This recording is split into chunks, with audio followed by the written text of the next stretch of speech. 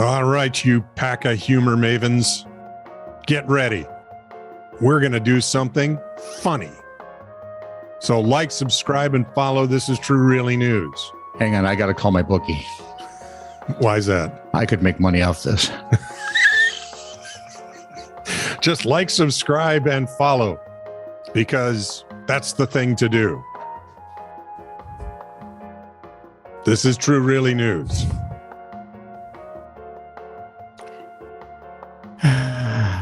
This is True Really News with Scott Combs and Tony Vercanis. All the news you're about to hear is true. Really? As far as you know. So, Shelbyville, Indiana. Named after my granddaughter. I thought so. Yeah, Littleville. Richard Kaser took his friend John Hoop out fishing in the Ohio River. The hope was that Hoop could catch his first blue catfish. My question is, can you just catch a normal catfish and then, like hold his little throat until it turned blue? I'll get a magic marker. Yeah, and fish you. According to Fox 59, Hoop succeeded with the first fish he hauled in, though the fish's stomach seemed unusually lumpy. Expecting to discover, upon cutting it open, that the catfish had swallowed another fish or perhaps a turtle. Catfish swallowed turtles? Poor turtles. Do you know turtles can live a long time? Very long time. Yeah. I'm looking into becoming one. So but you got to shell out too much money, I think. On the half shell. Kaser instead found a foam ball. Like a Nerf ball?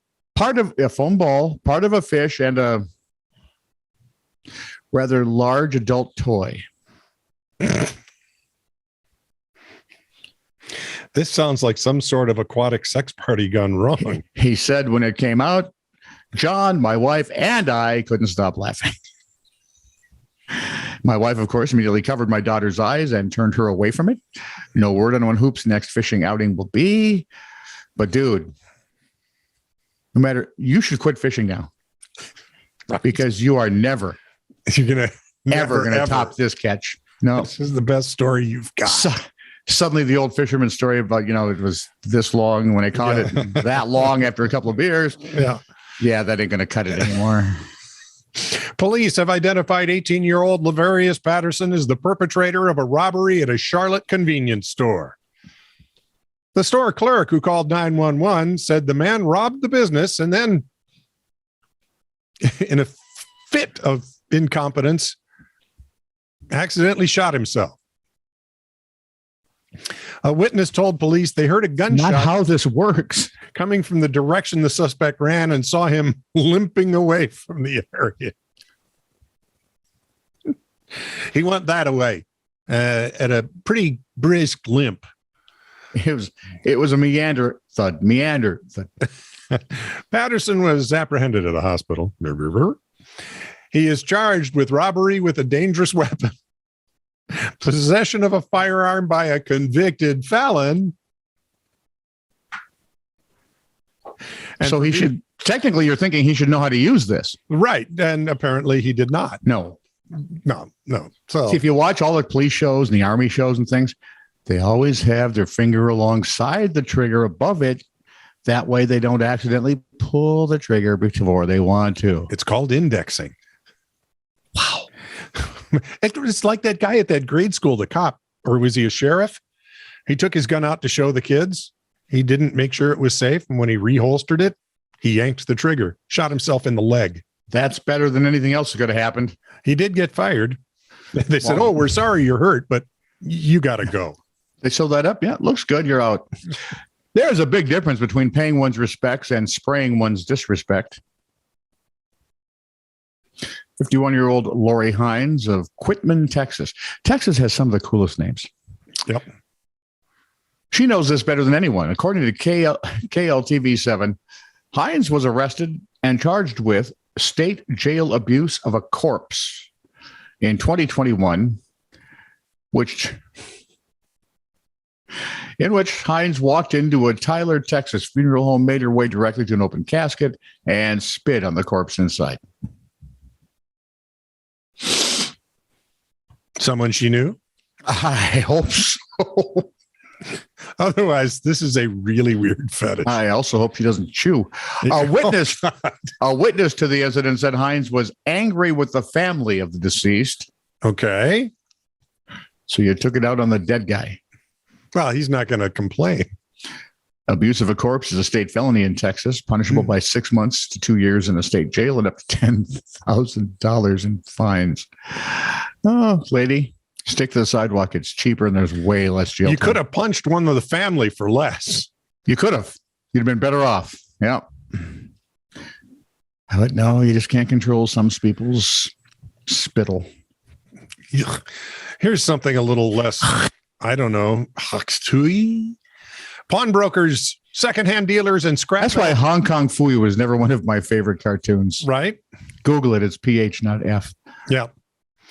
Pawnbrokers, secondhand dealers, and scrap metal processors in Delaware must follow a lengthy legal rule book regarding what, how, and when they're allowed to accept goods to be pawned. Certainly, because you wouldn't want to make business easy. Quote, no pawnbroker subject to this chapter shall take or receive as a pledge or pawn any artificial limb or wheelchair, the law states. Okay, I understand the why behind that, but you for really have to clarity's write sake, that? but here's for clarity's sake, it's not illegal for you to pawn your wooden leg or wheelchair. It's only illegal for a pawnbroker to accept it. Tomato. I don't know. What if you just say, give me some money. I'm leaving this here. Well, I won't accept it. Okay, just give me some money. Okay, here you go. Hang on. Listen, could you just leave it here over there in that shelf? By the way, they're not also not allowed to make manhole covers. And well, thank God for that. The illicit manhole cover making business is huge in Delaware. Hey, as you might imagine, it's how organized crime makes their money.